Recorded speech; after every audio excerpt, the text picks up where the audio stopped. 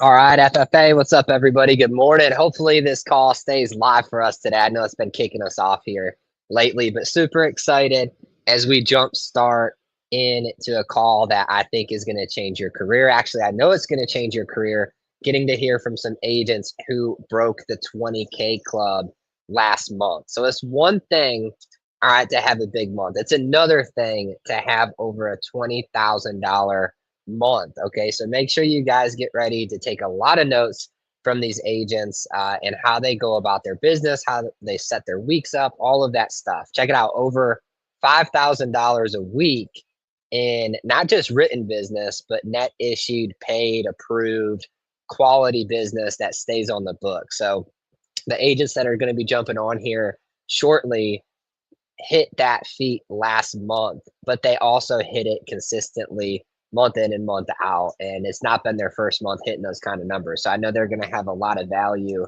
to provide for you guys as we jump into this call. But before we do that, I want to give a big shout out to Erin. Let's go in the comment section or the agency chat and just give her a big shout out. She worked till like 10 o'clock last night and she had over a $6,000 day in one day. She put up like, I don't know, 7 life policies, a Medicare policy, and just a ton of premium as she pushed really hard yesterday. So just want to give her a big shout out because I saw her.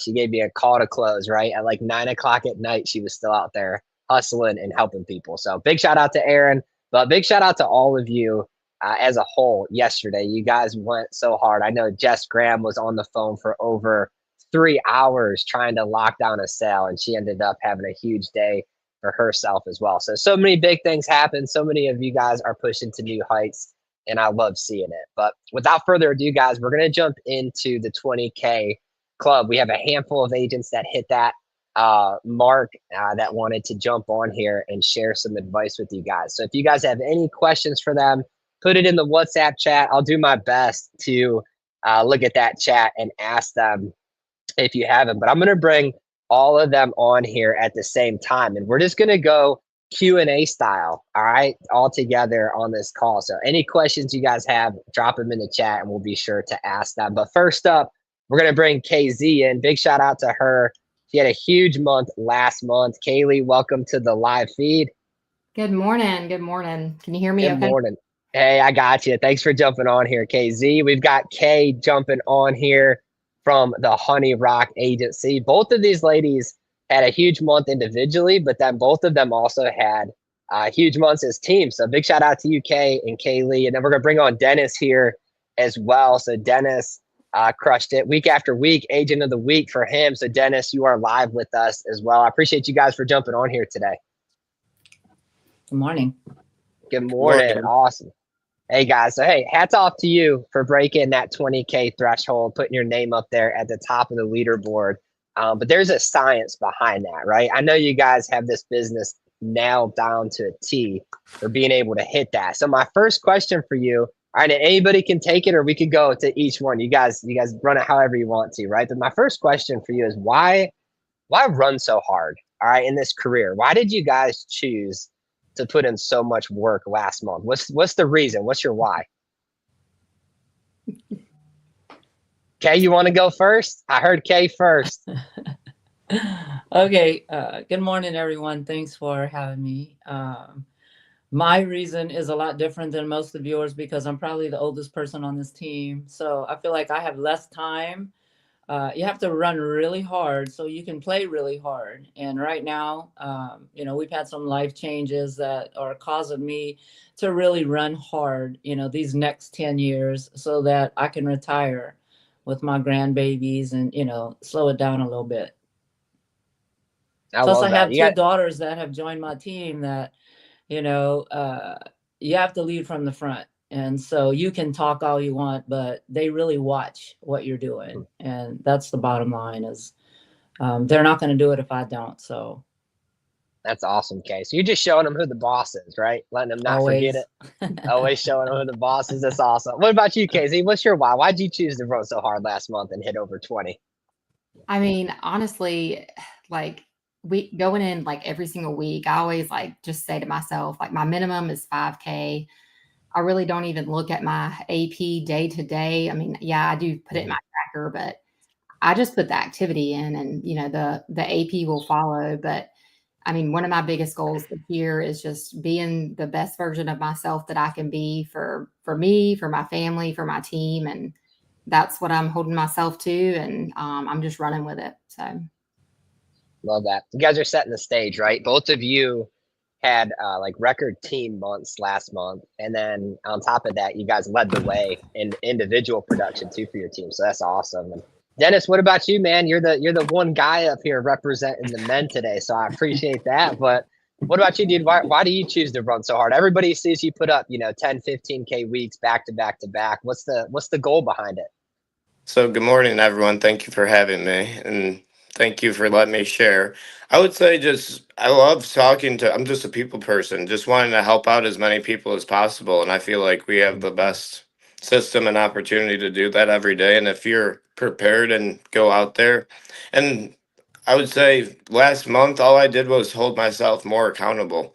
It was in Michigan, it went from being cold to actually nice and sunny out this last month. So I was like, I'm going to take advantage of the nice weather. And instead of staying in the house until, 10:30, 11 a.m., I know we run our own businesses and we can leave when we want. But sometimes I'll just shoot to my group chat, like when I'm in the car on the way to the first client, like the snapshot of the map to like hold myself, even though no one's holding myself accountable but me. But it's just like, at least it's just another system to hold myself accountable and be disciplined every day, not be complacent. For sure, man. I love that. As business owners, we got to constantly force ourselves to show up for ourselves, right? That could be the hardest thing being an agent. So let's talk about that a little bit. Kay, for you, right? You attack this business. You've attacked it on both sides. You've done in-person sales, right? So you're going door to door. I know you were awesome at that. Then you switched it up. You do telesales now. Give an agent an idea, like how do you hold yourself accountable at home? One thing for me, like I was always a field agent. So I knew like I'd leave my house at 8 and then I'd be out there. So I'd have to work. But I could just see if I was working at home, I could totally see myself being like, I'm gonna go cut the grass. I'm gonna go do this. Right. So how do you hold yourself accountable like that? So that's a really good question. Being in the field, it's two different ponies, of course, but being in the field, you're out and about and your family knows you're working. Being at home is a lot harder because every person thinks that, hey, because you're home, you're not working. Hey, can you do this for me? Can you do? So the number one thing is distractions. This has been a huge thing for me over the last year. And so it's cutting the noise out and just making everybody understand this is how I pay my bills. And it's not easy, and you have to say no to a lot of things. And it does sound rude when you say, no, I'm not going to go to the baby shower. I'm not going to go shop. It's a lot harder to be at home because of not just the distractions, but you have to invest more in your leads. But I feel like the commissions or the premiums are higher because people wrote in. They know what they were asking for. So I guess mindset is the most important thing, is that I first thing in the morning, I just say to myself that nobody's paying my bills. I don't have anybody rescuing me. I don't have a plan B. If I don't get out here and do this and make this happen, it's not going to happen for me. So I actually set up an office where I close the door and my family just knows, don't knock unless you're bleeding, unless we have to go to the emergency room. Seriously, if you don't set up these sort of guidelines, they just, there's just too many distractions. Like you said, if I go into the kitchen to get a cup of coffee, I say, oh, the dryer's done. Let me hurry up and hang these up. I mean, your mind will take you anywhere. So it's mindset. I have to work this number and having a schedule. And I have to work this number of hours. I have to make this number of calls, or it's not going to happen. And numbers don't lie. So I think if you write down numbers, if you just say what you're going to do, that's a fantasy. But if you write it down, I believe it's a goal. For sure. And Yeah, it so holds you accountable to that it specific does. number. It does. And closing the door and just, threaten them with their lives. Don't knock on this door. Have a little a little laser trap. And that's a Shocks lot them. harder when you have Electric little fence. kids. I can't imagine having little kids running around because that would have been an impossible for me. Mhm. Um, Hey, but tip for anyone with little kids, these Apple AirPods are a lifesaver.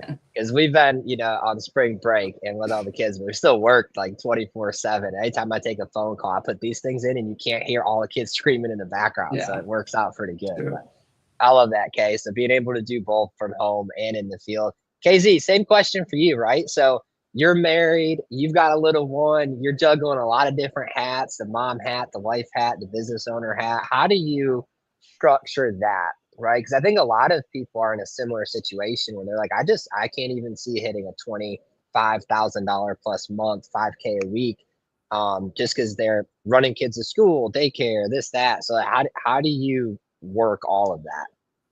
I mean, every Sunday I sit down and I go ahead and make my schedule out.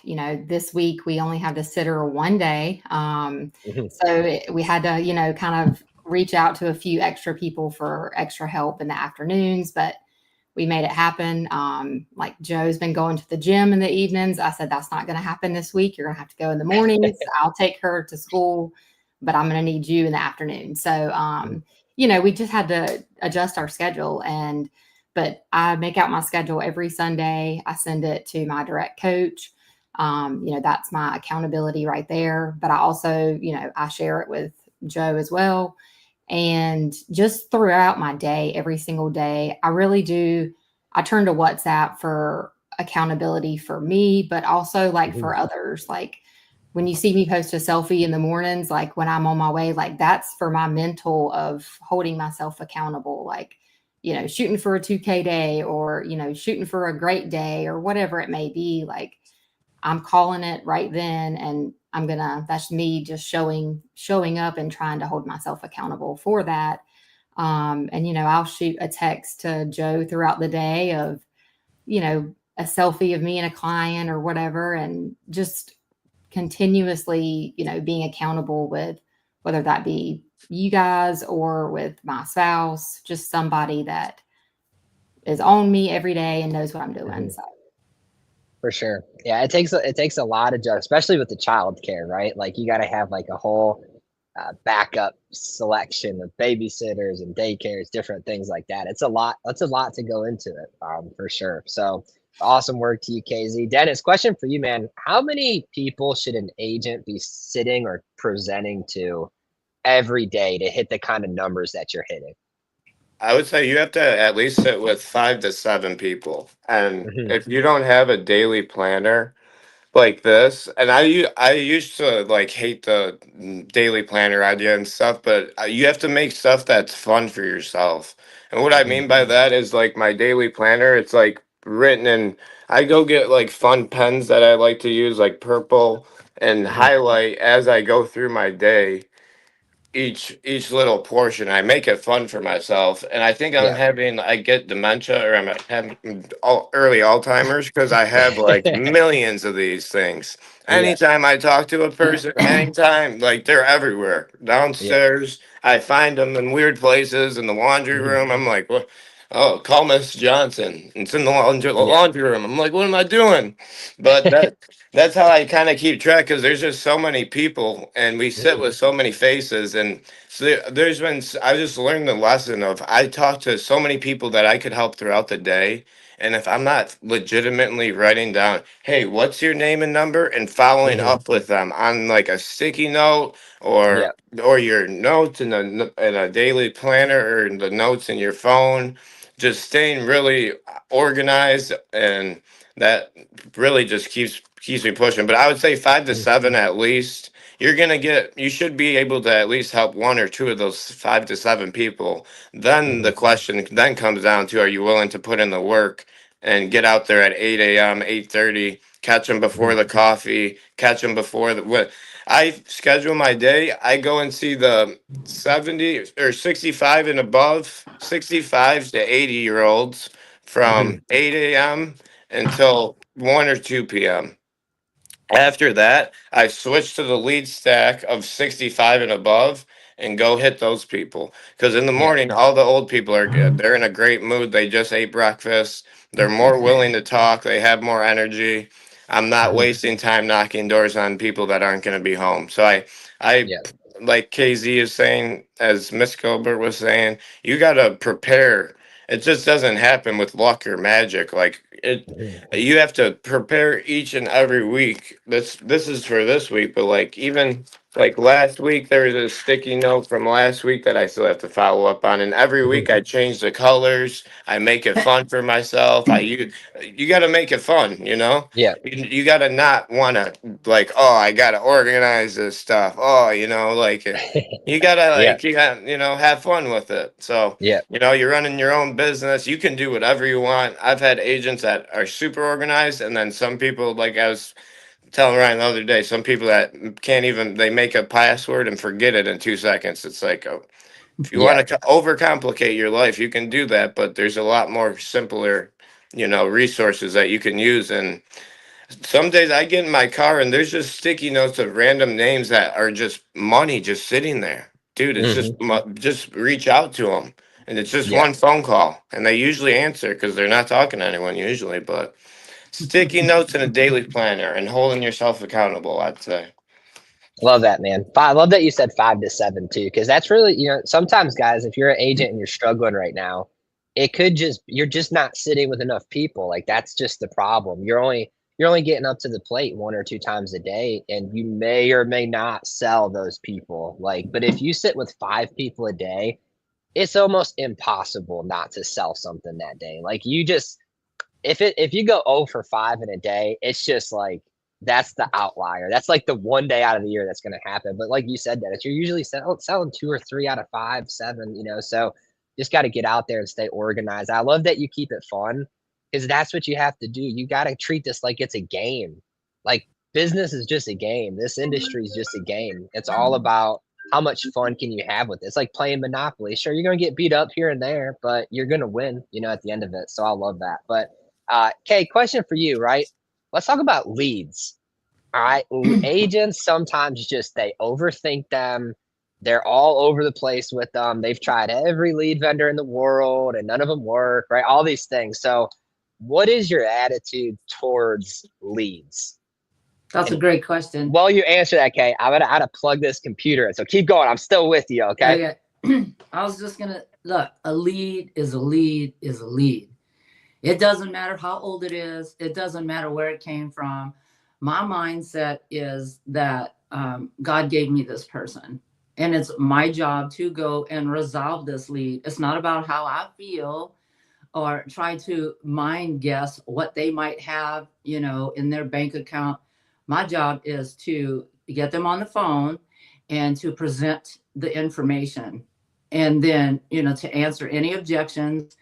And then it's up to them what they do with it. So I basically come to the phone like I came to the door with my mailman hat on. You Mhm. wrote in, I'm coming to deliver the information that you requested. And that's it. I've dialed brand new leads that I've paid a ton of money for that wound up on the floorboard or in my Mhm. garbage can. And I've paid $1.50 for leads that I've made thousands of dollars on. So I just feel like, and I do this, this is a little trick of mine.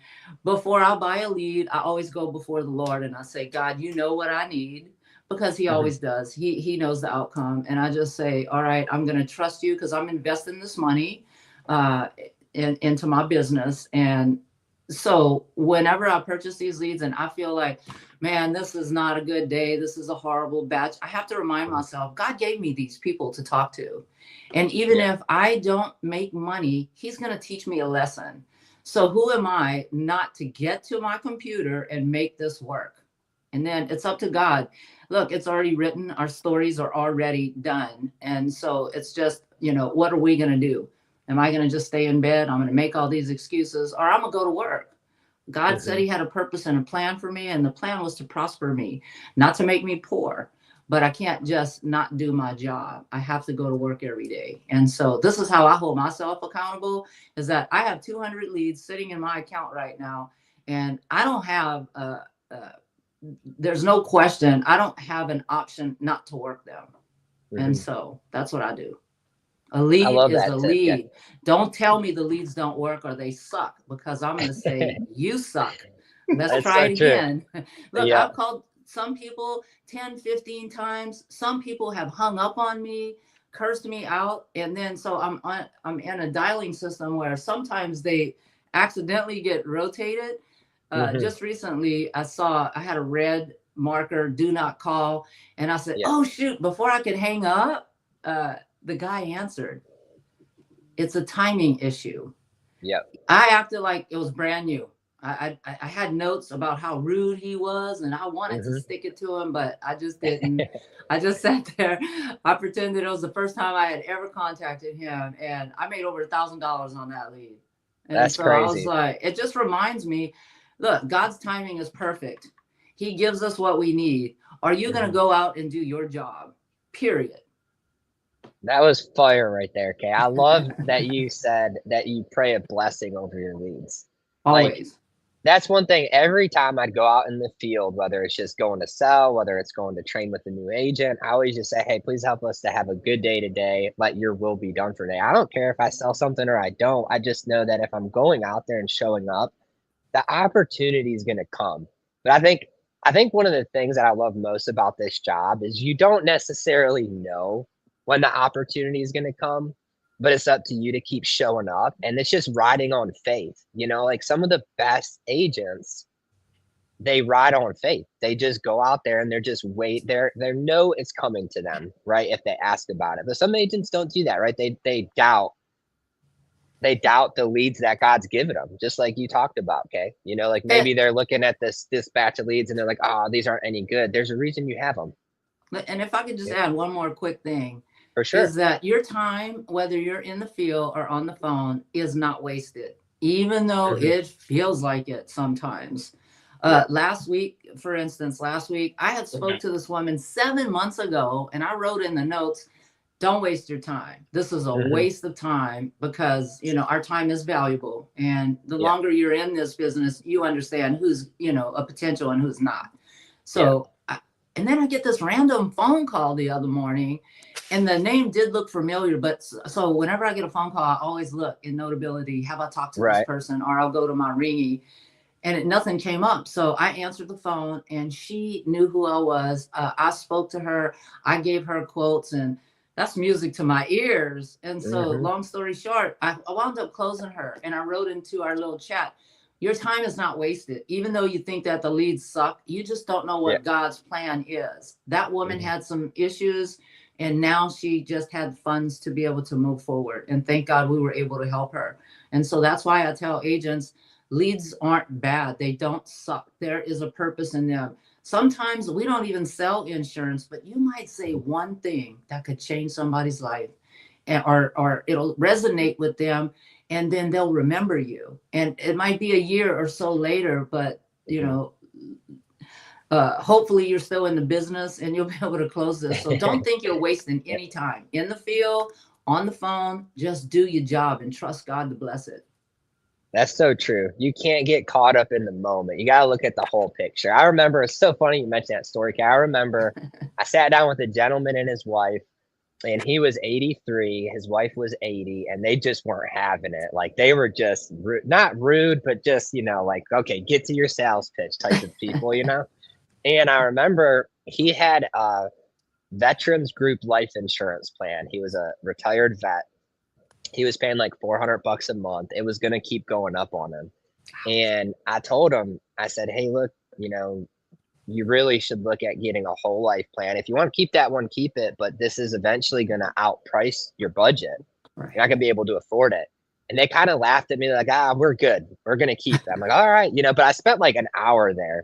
And I remember leaving there thinking, man, that could have been a big sale. I hate that guy's in that situation. I didn't hear anything from them. 2 years later, at 85 years old, he called me. He said, Brian, I don't know if you remember me or not, but I wish I would have listened to you back then. Can you come write the insurance? Because my veterans policy is like $1,800 a month now. I can't pay for it.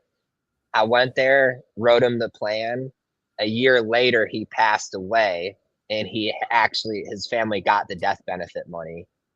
That he would Wow. have never that would have never happened had I not gone there and did that hour and not sold anything. That his family would have had nothing because he couldn't pay for that insurance. So it comes full circle, like you said, Kay. You never know when it's coming back. And sometimes the no's that you guys are getting today are going to be the yeses that lead to you having a 20K month next year, like Kay had. So you just don't know. So Absolutely. Kaylee, question for you.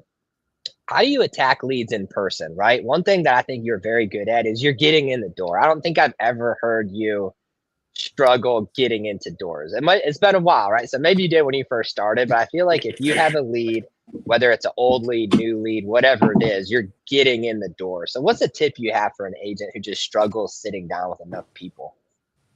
I mean, yeah, it's just assuming your way in. And that's no matter if it's the lead or if it's someone else. Like I remember when I first started, Alicia taught us that you just need a warm body to answer the door, right? And Preferably not like a dead person, like cold. That would be a little weird if a zombie answers the door. but you just need somebody to talk to and just obviously show them that you're genuinely there to just help, and you're a real person. You're not, this wasn't a scam or anything like that. Mhm. And just sticking to the approach, how we're taught, and announcing who you are and why you're there. This shouldn't take long. Just got to grab my folder. I'll be right back. Just assuming your way in, and really focusing on your body language, your verbiage, your tonality, just all the things that go into what we say at the door. We might be saying all the right things, but maybe we're not standing the right way. We're not holding our iPad the right way. And so just over the years, learning how to critique that down to a T is, that's what you have to do. You've got to figure out, you might have one little thing, wrong that you're missing. And where, when you get back in the car, you self-reflect and like, dang, I didn't turn soon enough, or I shouldn't have paused here because that's where she gave me that objection. So just really, breaking down the door approach and figuring out where you're saying the right thing, where you're not saying the right thing. But I will give an example of last week, that big house that I got into.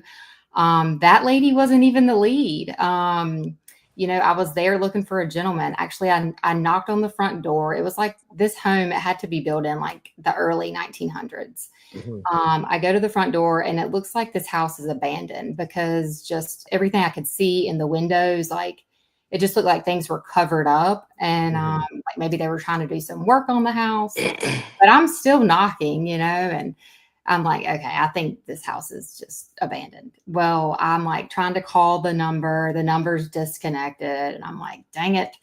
So I go peek my head around the back, and it's kind of a little sketchy looking. There's like a barn out back. And I'm like, this is going to be Texas Chainsaw Massacre or something. And you were like, let me walk back there. Yeah, let me walk back here. So I did. I went around back. I'm like knocking on the back door. It looked a little bit more like somebody lived there around the back. And so it's still nobody's answering. And I'm just steady standing there and nobody's coming. So I get back in my car. I leave. I had another lead down the road. And then they weren't home. I came back by and there's a car in the yard. So I'm like, skirt. I pull in and they're getting out of the car. And it's a woman and I'm looking for a man. And, I didn't even mention him. I was just like, hey, I'm Kaylee. I'm the local agent here in whatever county. And, I'm here to go over those updated final expense programs. And, obviously, she was a little bit like, what? Like, yeah, they just sent us out to go over that with you. Shouldn't take long. Just got to grab my folder. I'll be right back. And so I connected with her, and then I brought up the guy, which was her brother. And so I just went right into it. I was ready to get into another house, and I was like, I'm not even mentioning him right now. We're just rolling with it.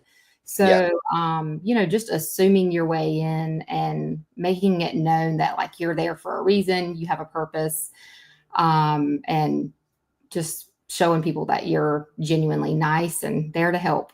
So that's such a good piece of advice there, Kaylee, is assuming it, right? Guys, if you're an agent and you're struggling getting in the doors, It's because you're selling at the door. You know, you're probably like, if a random person answers and it's not the lead, you're probably like, oh, well, I was here to help them with this. Do you need help? If you say, do you need help? Do you want to go over it? Everybody's going to say no, right? Because they're not expecting it. But if you just walk up, practice it. If someone's sitting outside on their porch, they're not even a lead, and you pull over and you walk up and you say, hey, I'm Ryan. I'm a local agent here in town. Hey, look, I'm here to go over the final expense benefit information for you. I'm going to go turn my car off. I'll be right back.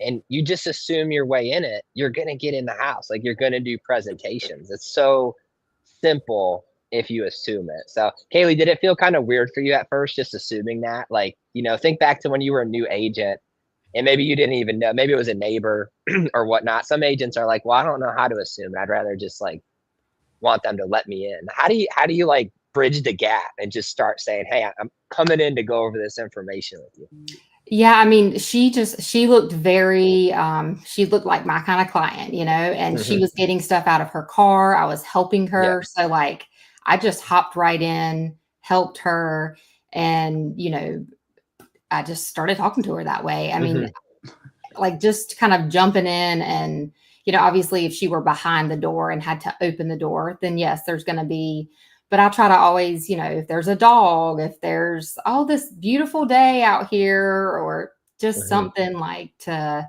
bring in some natural conversation, and just to kind of make it more comfortable in a way. That's key. Don't be a robot at the door, you know, like just be yourself, be light, be fun, and you'll get in the doors if you're struggling with them. So Dennis, question for you, man, as we wrap up this call, how do you pitch pricing and benefit amounts, right? So like, I think one thing agents really struggle with is when they're going to actually close the deal. Maybe you're sitting with somebody who's complained that they have no money. Maybe you're sitting with somebody that talks about how expensive things are, all these different things. But how do you get them actually closed on a specific benefit amount or a specific price? Just walk an agent through like how to close that section. So I always give them I do the 3 option close. So I always show them 3 different options, and I say, you know, it doesn't matter which one you were to pick, Ryan. It comes down to if the insurance company will accept you. You could have $5 million in the bank. If the insurance company doesn't, if they run their records and they come back and they tell me they don't accept you, then that's the hardest part about what we do. So using that, and then I would say, what was the question? Sorry. Yeah, like just, you know, like when you get down to locking in a price and I just how do you do that? Just like, which one of the 3 would be most comfortable for you and your family? I say I want to make this a comfortable bill, and usually if it's a replacement, I'm keeping them exactly what they're paying already, usually. And getting them the cash value, or if they want to keep say they're a little bit older and the price has changed, it may have gone up $10 or $15. That's okay with me if they're getting $2,000 or $3,000 back. They're going to be able to have that change and not freak out, you know. So I would say being, you know, giving them more options and not enough. And then if someone's like telling me, you know, bury me in the backyard or just get rid of me, I sit there and if I show them my price sheet and I show them my iPad and they don't pick any of them, none of them, they just sit there and go, no. I sit there and I go, Ryan, what would you want your monthly premium to be? I just say, what would you want? I ask, what can you afford? What would be comfortable for you each a month? And they'll tell you 25, 36, 72, 40.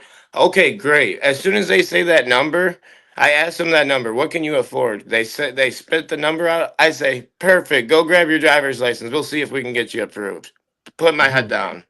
That's all I do when it comes to 3-step closing. And then, I would say there's only 2 problems in this business. I've been in it for 5 years. Either I got to get honest with myself, first of all, right? You're either not saying it enough each day or you're not saying it right. There's only 2 problems. That's it. It's not the leads. It's not the Ryan, it's not the system, it's not this, it's not that.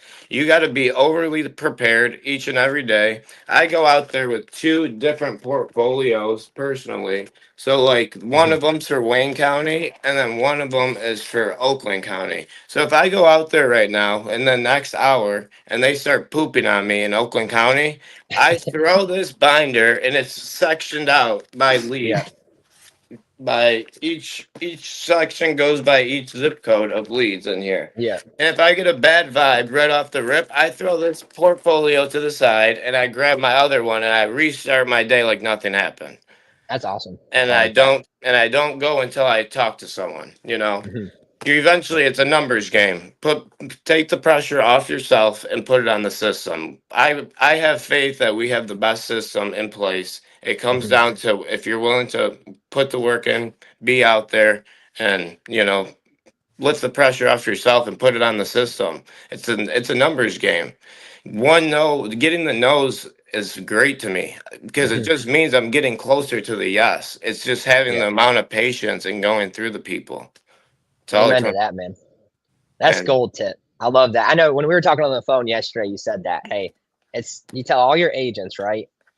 If you're not being successful, it's either because you're not working enough or you're just saying something totally wrong, which is an easy fix. So guys, as you're running to hit a 20K month, take that tip. Like that's what it is. You just have to talk to enough people and say it right enough times and you're going to hit these numbers. So I appreciate you guys for jumping on here and sharing that wisdom. I know you guys are all running to be the top of the leaderboard. So by you sharing some wisdom, you're going to have some agents chasing you. But hey, it'll create some healthy competition here. But Dennis, KZ, Kay, thank you guys for joining me today. Guys, it's Wednesday. Let's go have a big day. We'll be back here on Friday. Thank you, Ryan. Thanks. Thank Thanks, you, guys. guys.